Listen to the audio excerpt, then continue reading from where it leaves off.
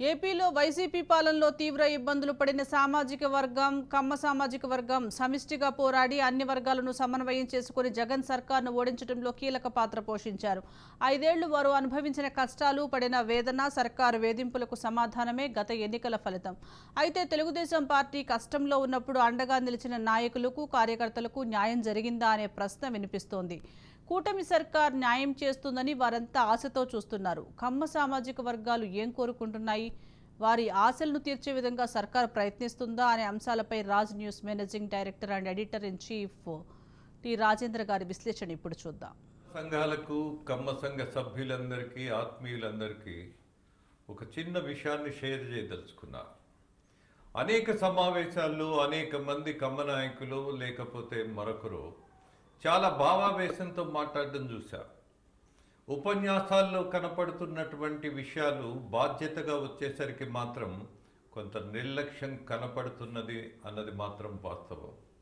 Why because ఎందుకు నేను అంత సాహసంగా మాట్లాడిన మాటలు ఎగ్జిక్యూట్ చేయలేకపోతున్నారని ఎందుకంటున్నా? ఉదాహరణకు కొన్ని విషయాలు గుర్తు చేస్తా.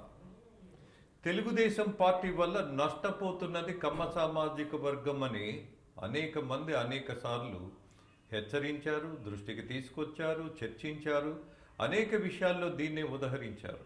But one thing I would like to tell you, అందరితో పాటు అన్ని సామాజిక వర్గాలతో పాటు the most sufferer, one of the most sufferers ఎవరు అనంటే కమ్మ సామాజిక వర్గానికి సంబంధించిన వాళ్ళు గత 5 సంవత్సరాలుగా అనుభవించినటువంటి వేదనకు చెప్పలేదు.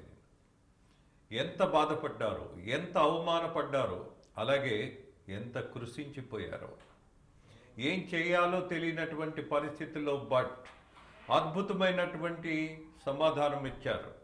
నిశ్శబ్ద విప్లవం ఎలా ఉంటుందో నిరూపించారు.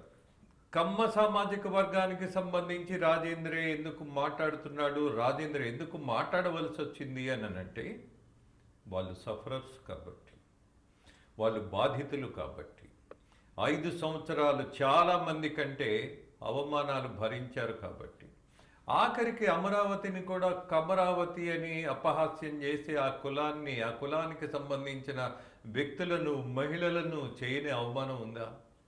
మరి వాళ్ళను వదిలేయాలా? మర్చిపోదామా? కుదరదు.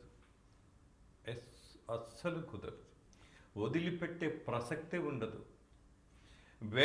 వెంటాడి నిర్దాక్షిణ్యంగా నిర్దోషులను ఘోరంగా అవమానించిన వాళ్ళను వదిలేస్తే నేను మనిషిగానే భావించను వాళ్ళని.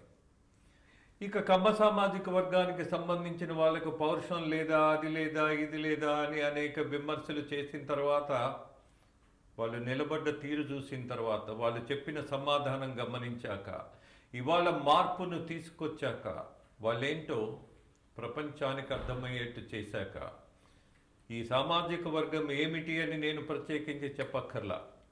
ఒక నిర్ణయాన్ని తెలుగువాడనేవాడు ఎక్కడున్నాడో వాళ్ళందరినీ కదిలించి కమ్మ సామాజిక వర్గం అంతా సంఘీభావంగా నిలబడి మార్పును తీసుకొచ్చారు అనడంలో I have no doubt about that.